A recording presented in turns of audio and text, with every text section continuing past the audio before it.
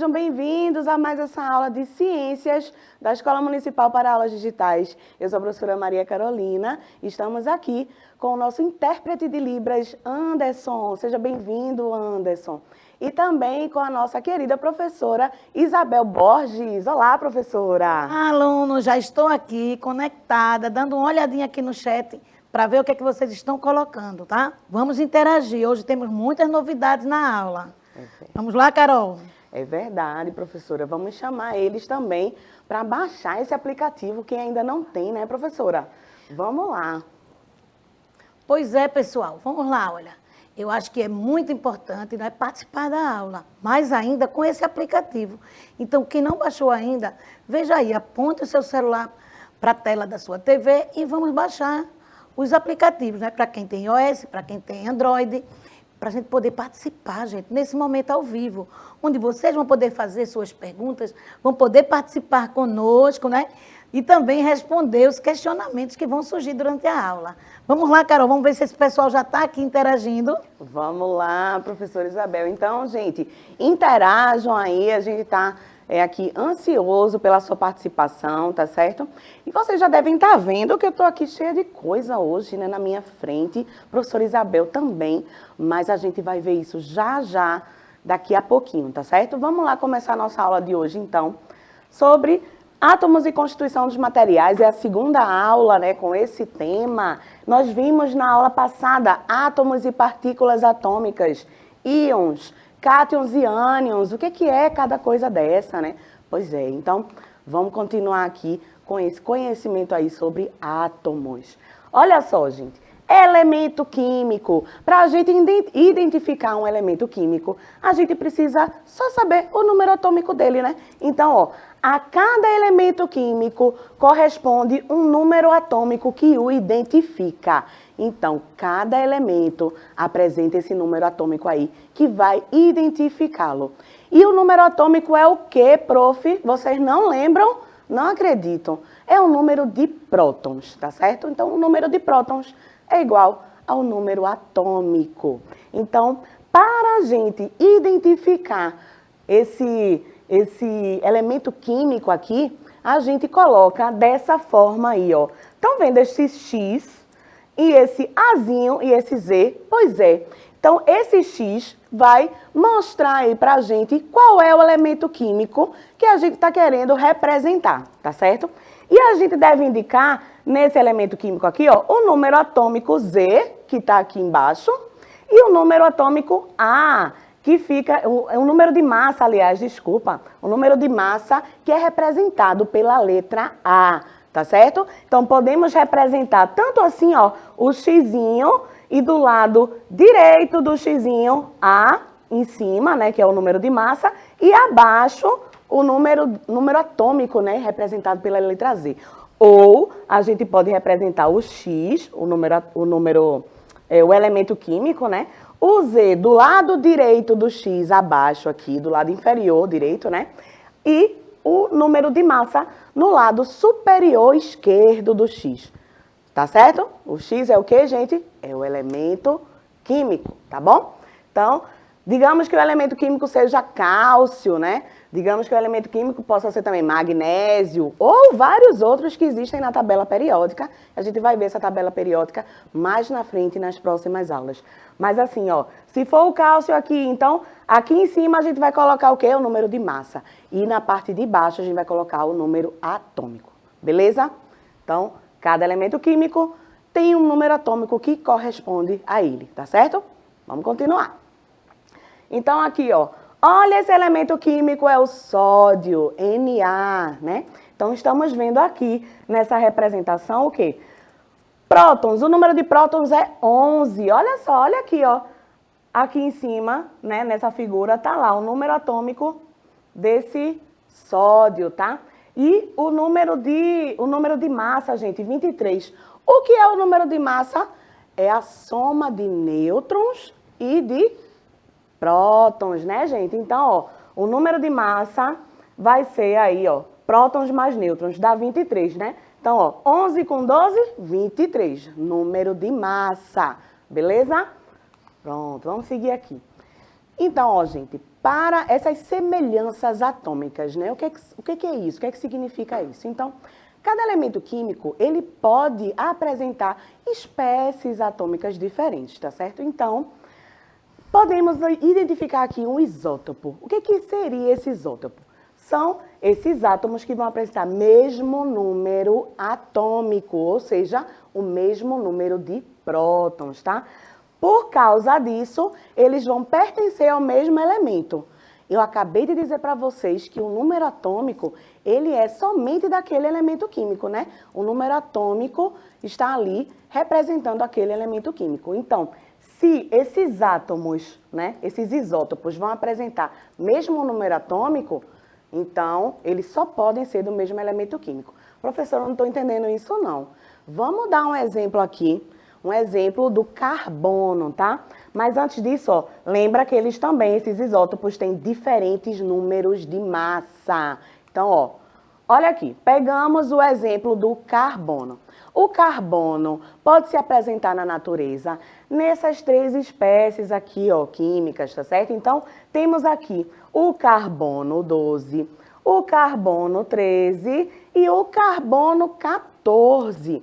Cada uma dessas espécies aqui, elas podem se apresentar na natureza em proporções constantes, tá certo? Praticamente constantes. Pode mudar uma coisa, um pouquinho, ou uma coisinha pouca, né? Para mais, para menos, tá certo? Então, aqui, nessa espécie aqui de carbono 12, a gente observa o seguinte.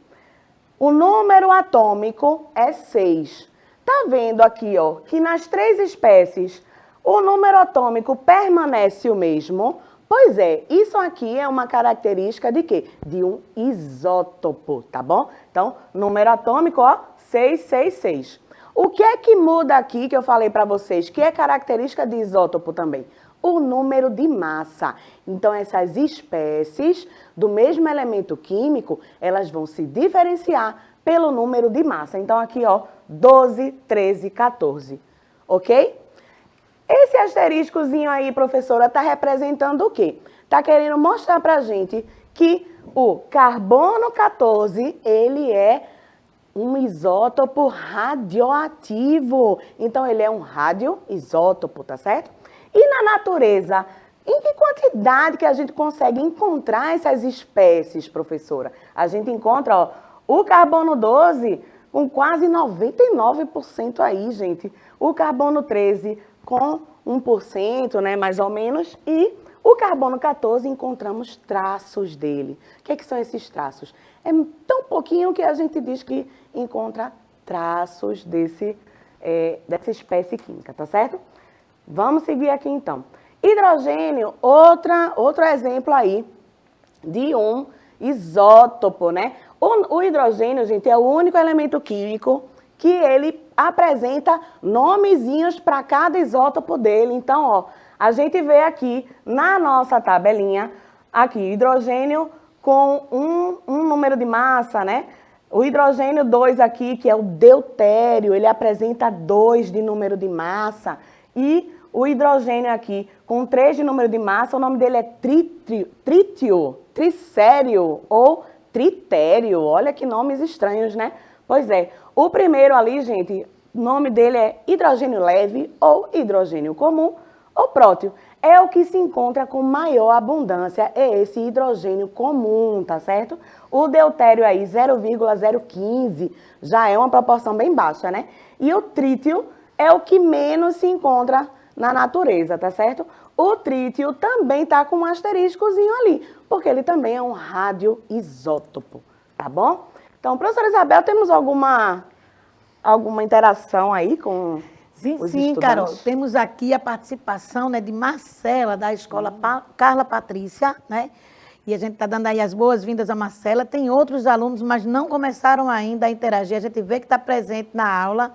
E aqui eu estou fazendo um convite, pessoal. Vamos participar, vamos colocar o nome da escola para a gente poder falar aqui, a gente agradecer, né, a participação de vocês, o incentivo aí da coordenação, da direção da escola, né, e vamos participar, tem muita coisa interessante, já quero ver mais nomes aqui, né, mas de antemão vamos agradecer a Marcela aí, que começou a participação, abrindo a nossa aula hoje, viu, Carol? Joia. Marcela, novamente conosco, né? Seja muito bem-vinda, viu, Marcela? Sempre aqui na nossa aula. Então, vamos continuar aqui falando de isóbaros. Eita, outra semelhança atômica aí, né, gente? Falamos agorinha dos isótopos, agora falamos dos isóbaros. Quais são as características desses elementos, né, chamados de isóbaros? Eles são átomos que apresentam diferentes números atômicos. Olha aí, já é o contrário de isótopo, tá? Então, apresentam diferentes números atômicos e mesmo número de massa. Então, isótopo e isóbaros são o contrário, tá, gente? É só a gente trocar aí essas características, tá? Então, se apresentam diferentes números atômicos, e eu disse para vocês que cada elemento químico ele tem o seu próprio númerozinho atômico que o identifica. Isso quer dizer que nós temos aí, os isóbaros são elementos químicos diferentes, né? Pois é, se exibem esse número atômico diferente, então são representados por elementos diferentes. Os isótopos não, lembra, são espécies daquele mesmo elemento químico, tá? Então aqui temos exemplo de dois, ó, cálcio e o argônio. Naquela representação, lembra, do elemento químico, gente, aqui, ó, aqui em cima está representando o número de massa. E o número de massa aqui é idêntico, ó, do cálcio e do argônio, tá? O que é mesmo esse número de massa, professora? Prótons mais nêutrons. Por que a senhora fica repetindo isso o tempo inteiro, prof? Para vocês irem incorporando isso, tá? Porque pode parecer confuso, mas não é. É simples, tá bom? Então, a gente repete para vocês irem, ó, incorporando esse conhecimento aí, tá? É de propósito. Então, números atômicos diferentes. Então, a gente vê aqui, ó, o número atômico no cálcio é 20, no argônio 18. Então, a gente está comprovando realmente esses dois elementos químicos, eles são isóbaros, tá bom? Vamos ver mais uma semelhança atômica, são os isótonos. Os isótonos são átomos que apresentam o mesmo número de nêutrons. Então, nada de próton, nada de elétron, nada disso. Só número de nêutron. Então, ó, diferente número atômico, diferente número de massa. Então, se apresentam, aliás, números atômicos diferentes, eu repito para vocês, são o quê? De elementos químicos diferentes, tá? Presta atenção nisso. Então, ó, a gente tá vendo aqui nitrogênio, representado pela letra N, e o carbono, representado pela letra C. A gente vê aqui que eles apresentam, ó, tanto o número atômico diferente, o 14 aqui no nitrogênio, 13 no carbono. E o número de massa, aliás, número de massa, né, a parte de cima, e o número atômico aqui, ó, 7 e 6, gente, diferentes também. O que é que a gente vê aqui de igual? Somente o número de nêutrons. Cada um apresenta 7 nêutrons. Tá certo? Vamos embora, gente, que tem mais coisa aí pra gente ver. Então, vocês lembram do cientista Niels Bohr? Pois é, falamos dele nas aulas passadas sobre modelos atômicos. Eu disse para vocês que esse cientista, ele complementou esse modelo aí de Rutherford, que foi até, inclusive, seu professor, não é? Então, ele falou o seguinte, elétrons estarão no entorno do núcleo formando camadas, tá? Cada camada dessa vai apresentar um nível de energia e cada camada vai comportar um máximo de elétrons. Beleza até aí? Então, ó, um átomo, ele pode ter de 1 até 7 camadas. Cada camada dessa é chamada de nível de energia, tá? Então, lembra disso. Camada ou nível de energia, tá? Camada de energia ou nível de energia. E aí, cada camada dessa, ela tem uma denominação, né? Então, camada K, L, M, N, O, P e Q. Ou a camada K, ela também pode ser chamada de camada 1, camada L de camada 2, camada M de camada 3 e assim até a letra Q, que é a camada 7. Então, dá no mesmo, tá certo? Você chamar uma camada eletrônica pelo número ou pela letra que foi determinada aí pelo cientista, tá certo? E a gente também já ouviu falar, né, que os elétrons, eles podem receber energia, e quando eles recebem essa energia, que a gente fala de receber um quantum, né, quantum de energia, quando ele recebe essa energia, ele pode saltar de uma camada para outra, tá certo? Então, ó, o sentido que ocorre um aumento de energia no elétron é da primeira camada aqui, ou camada K, até a camada Q, ou camada número 7, tá? Então, se ele receber energia, ele pode saltar de camada. Então, recebeu um quantum de energia. Mas esse elétron pode perder também energia. E quando ele perde energia, ele libera o quê? Um fóton, ou luz, tá certo, gente? Então, quando ele libera essa energia, ele desce uma camada, né, ou duas, dependendo aí do tanto de energia que ele liberar. Ok, vamos lá. Bohr também falou pra gente que existia um número máximo de elétrons. Então, eu já disse isso aqui para vocês, né, que a camada K teria no máximo 2 elétrons, a L 8, até chegar na Q aqui. Então, temos esse número máximo de camadas, tá? Ou de elétrons em cada camada, aliás. E aí, a novidade aqui é a seguinte, porque, gente, ele também disse que dentro de cada camada daquela teria um subnível de energia. E esses subníveis são, ó, S, P, D e F. São 4 subníveis que podem existir aí nas camadas, tá certo? Então, dentro de cada subnível desse, ou seja, dentro do subnível S, do subnível P, D e F, podem existir, não, existem orbitais. Que danada é orbital, prof? O orbital é como se fosse a casinha do elétron. É onde ele está ali, ele está lá dentro desse orbital, tá? E esse orbital, então, a gente pode dizer que é o lugar do átomo onde há a maior probabilidade de se encontrar um elétron, tá? Porque certeza a gente não pode ter, tá? Como assim, professora, certeza a gente não pode ter? Olha só, gente, a gente já entra em outro assunto, né? Que é o princípio da incerteza, né? Então, a gente não vai falar disso aqui, que é muito avançado para esse momento, mas, olha só, lembrem-se do seguinte, que o orbital é o lugar onde há a maior probabilidade da gente encontrar aquele elétron. É essa a questão, tá bom?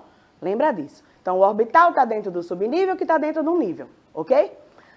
Vamos ver isso aqui, vamos fazer uma analogia com onde a gente vive também, né? Então, vamos imaginar que o elétron está lá na casinha dele. Como é que a gente faz para achar esse elétron, prof, lá no átomo? A gente faz o seguinte, a gente não mora numa rua, né? Rua tal, número tal, apartamento tal. Pois é, aqui a gente pode fazer a mesma coisa. A rua seria o nível, né? Então, a gente pode chamar de rua K. Então, o elétron mora na rua K, no subnível, né? Qual é o prédio dele, o número do prédio? É subnível S, professora. E lá, nessa rua K, no subnível S, tem o apartamentozinho do elétron. E aí, ele vai morar sozinho ou com, no máximo, um parceiro, um amigo dele, tá? Então, só podem haver 2 elétrons em cada orbital, em cada casinha. Beleza, amores? Tá tudo certo aí, professora? Tudo bem, Carol. Estão todos aqui muito atentos, né, a essas informações, que a gente sabe que são informações novas para muitos de vocês. E também, pessoal, prestem bastante atenção, vamos aprender, porque tudo isso é pré-requisito do que vai vir lá na frente. Então, vê essa aula depois, estuda direitinho cada uma dessas informações de orbitais, de níveis, de lugar onde se encontra o elétron, que vai ser muito importante para as nossas próximas aulas também. Pronto, então, ó, já estou quase mostrando para vocês o que a gente trouxe aqui hoje, tá? Então, vamos lá. Matéria, corpo e objeto. Gente, a gente já viu que matéria é tudo aquilo que ocupa um lugar no espaço, não é verdade? Então, a madeira, ferro de passar roupa, o oxigênio, tudo isso é matéria, tá? Então, e o corpo, prof? O corpo vai ser uma porção dessa matéria, tá? Quando a gente transforma esse corpo e dá a ele um papel, né, a ser desempenhado, ele recebe o nome de objeto. Então, aí no slide, vocês estão vendo o seguinte, existe o corpo aí, que é a barra de ouro, né? Uma porção dessa matéria. A matéria seria o quê? A pepita de ouro, né, que existe aí na natureza. Então, esse corpo foi transformado em alianças, e essas alianças são o quê? Objetos que foram originados daquele corpo, tá? Outro exemplo aqui, ó, temos aí uma placa de mármore, né? Ou então um pedaço de porcelana que pode ser transformado em objetos como pratos, copos, né? Xícaras e etc, tá? Então, a gente sabe que o átomo, ele vai constituir a matéria, né? Esse conjunto de átomos constitui a matéria, e esse conjunto todo aí, né, é formado por moléculas, substâncias e misturas, que é quando a gente chega agora na nossa parte aqui, né, professora Isabel, que trouxemos uma surpresinha para vocês. Hoje vamos fazer uma misturinha aqui, tá? Então, substâncias são tipos de materiais que apresentam propriedades bem definidas, tá? Existem substâncias simples, que apresentam o quê? Apenas um elemento químico, como o hidrogênio, né, o hélio, que são gases, tá? E também substâncias compostas, formadas por mais de um elemento químico, como a água, né, formada por hidrogênio e oxigênio, gás carbônico, né, formado por carbono e oxigênio. Mas aí as misturas, hein? Material, né? O que é uma mistura? Um material que apresenta mais de uma substância. Então, estamos aqui, professora Isabel, com essas misturas homogêneas. Vamos mostrar para eles exemplos de misturas homogêneas? Vamos sim, Carol. Então, em relação à mistura homogênea, né, que eu vou colocar aqui para vocês, a mais conhecida, que eu vou trazer a questão aqui da água, né? Então, a gente tem aqui a água. Eu trouxe também aqui para vocês uma pequena porção de vinagre, e eu vou colocar nesse becker, nesse copo aqui de laboratório, e vou fazer aqui, ó, trazer a água e colocar junto com o vinagre. E a minha pergunta é, será que com essa representação aqui, né, eu posso classificar como homogênea? Aí vocês vão ter que lembrar, a homogênea é aquela que a gente não consegue identificar o vinagre, porque aqui eu tenho vinagre e tenho água. Então, eu tenho aqui uma mistura homogênea. Por quê? Porque apresenta apenas uma fase. É o caso aqui também, gente, ó, do sal. Então, eu tenho aqui, ó, sal, eu tenho aqui açúcar. Então, se eu adiciono uma pequena porção de açúcar aqui, o que é que vocês acham, né, que pode acontecer? Então, eu vou colocar aqui uma porção de açúcar, nessa água que já tem vinagre também, e vamos aqui, né, agitar. E vamos ver o que é que vai acontecer. Né? Então, o que é que eu tenho aqui? Mais uma vez, a partir dessa mistura, eu tenho aqui a questão da mistura homogênea. Né? Quando o açúcar se dissolve, então eu não consigo mais identificar a questão da água, do vinagre e do açúcar. Então, aqui eu tenho uma mistura homogênea, formada apenas por uma única fase. Ok, aí, pessoal? É importante falar dessa fase, né, professora, que eu nem falei para eles, mas assim, a fase é aquilo que a gente tá vendo, tá, gente? Então, ó, se a gente mostra, como a professora Isabel mostrou ali, ela misturou vinagre e água, e a gente só vê o quê? Uma coisa ali. Se a gente não cheirar, né, para sentir o cheirinho do vinagre misturado na água, se a gente não fizer nada ali para identificar que tem outra substância, a gente vai achar que só tem água. Então, é igual aqui, ó, esse beckerzinho aqui, que tem só pedrinhas dentro dele, tá? Então, se esse becker só tem pedras, a gente só tá vendo uma coisa, que é o quê? Uma fase. E duas fases, prof. Aqui eu tenho, né, umas pedrinhas menores e essa britazinha maior, tá? Então, são duas fases, ó. Uma embaixo, uma em cima, tá certo?